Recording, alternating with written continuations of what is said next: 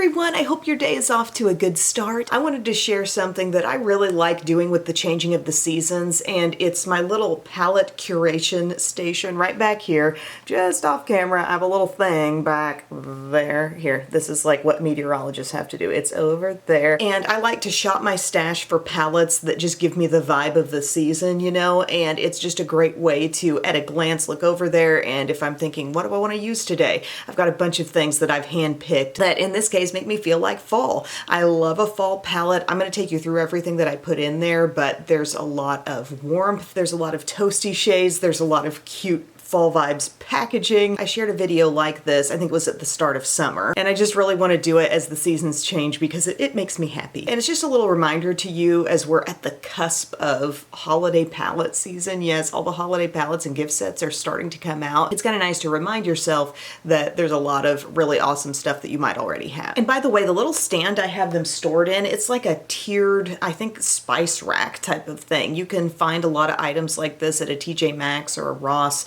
but just a little acrylic organizer, and it holds a lot of palettes. Like, I'm able to fit a lot of things in there. And some of the first things I put in, I love these cute little palettes from Too Faced. I think if you're not using these in a decor sense, like, what's the point? You know, they're so cute. This little hot cocoa one, I think this came out around Christmas time, the one called You're So Hot.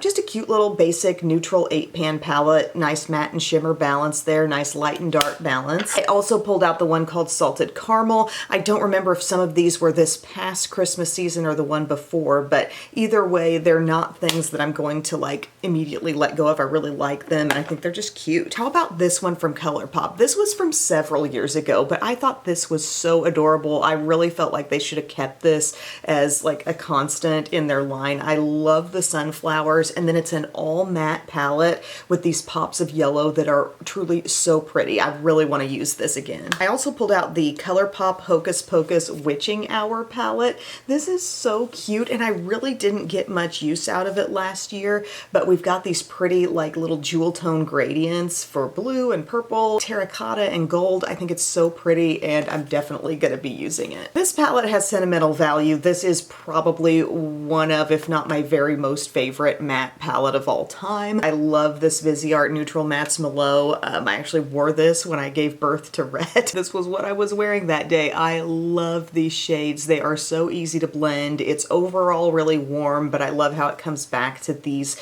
really pretty plum and navy blue colors and brown too. So nice. Love that one. It's also cool that Viseart is not only putting out palettes in this size, but they're doing a petite size that's about half the price of these days. So browse Viseart's website or check out Beautylish for more info there. My new little find from our brand new Ulta store, I picked up that Lust for Dusk palette from ColourPop.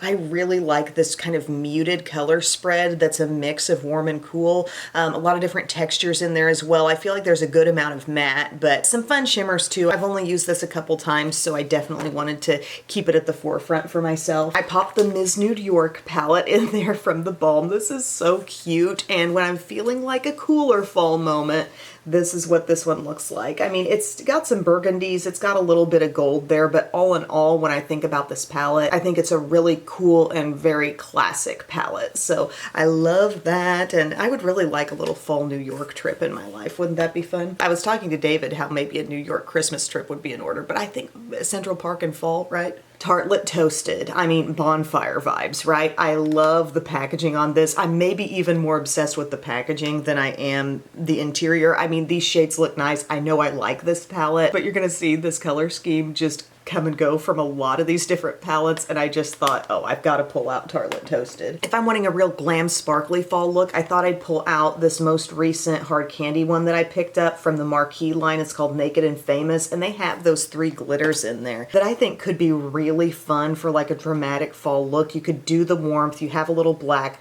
but then these sparkles, you know, maybe someday I'm gonna want that. Getting into some larger palettes that I pulled out, Huda really has, as I looked through the Huda palettes that I own. There are several that really make me think fall. I was thinking of the Naughty palette. Some of the different small ones, like in that nudes range, really give me that fall feeling, but I pulled out the Rose Gold Remastered palette. This is stunning, and if I want to go more of a berry route, really pull in the reds and the pinky berries, I think this is going to be so much fun. And there's just some beautiful neutral metallics in here. I mean, look at that bottom row. Basically fall with a reddish or pinky twist, I'm here for it. Picture going a berry route with that palette and like a full-on berry lip with it. That would be awesome. I also put my Too Faced Maple Syrup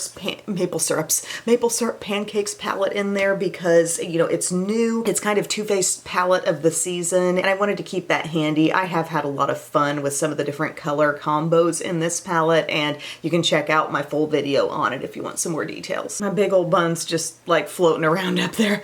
I've got more palettes, and it's kind of funny how I feel like in my mind the preference towards summer palettes and fall palettes are it's very connected for me. Like, I see myself wanting a lot of warmth in the summer months, and that carries over into fall, but I feel like also I'm thinking about more rich, dark looks too. So it's like similar tones, but just a deeper take on them. And I already had this one in my display, but fall is really its prime time. It's the Rose Metals palette from ABH. I mean, look at this. Look at that. That is complete 100% fall. I love this palette. This is so beautiful. There's some interesting, murky, unusual shades in here, and I love the level of depth too. It's so much fun, and I think it's a great palette for those who maybe want to dip their toe into some color, but not in a really bold, loud way. Like, the greens are olivey. The warm shades are kind of like dirty copper types of colors. Your burgundy here. This is complete and total fall. I pulled in the Urban Decay Naked Heat palette. I had to double check if they were even still selling this one, but I love this little like rich half of the palette. I mean, these shades, classic basics, you can use them, but right in here, absolutely fall. I am 100% going to pull out my Too Faced Pumpkin Spice and the Pumpkin Spice Second Slice palettes. Like, if not now, when? This is definitely one of my favorite kind of like special edition palettes that Too Faced has come out with. I absolutely love the intensity on this half of the palette.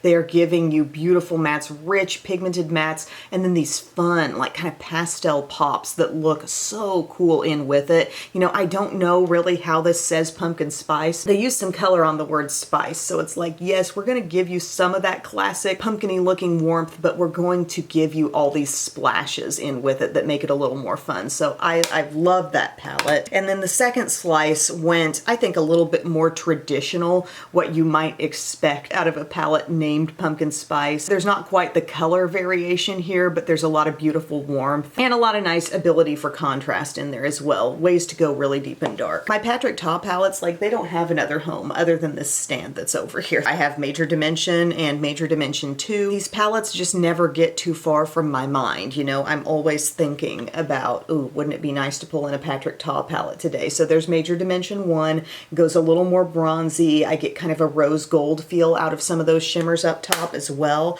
But then Major Dimension 2, probably my absolute favorite. I mean, I love the shift in some of those shimmers. And then look at that gorgeous, stunning bottom row. If you like a mauve twist, it's definitely in that palette. And then the new baby Major Dimension 3 with all the matte shades. You know that's going to be staying out to play for some time for those very classic, very finished, very refined matte looks. Just a few more left here, I promise. I love the way Melt approaches a deep dark palette. I pulled out the She's in Parties one because I thought, you know, if I want to go plum, if I want to get away from some of the oranges at some point and really go for a deep dark plummy look, this is so nice. The colors are truly so pigmented and beautiful, and I'm just excited to get some more use out of this. I think fall is the perfect season for it. Fall and winter. Also, I recently decluttered a number of palettes out of my collection that were no longer being sold that, you know, I still really liked. I maybe wanted to keep them for nostalgic reasons, but I didn't need to have them in my immediate storage back here. And a couple of those were these Dominique Cosmetics palettes. I love the quality of this line, but I was like, oh darn, they're not being sold anymore.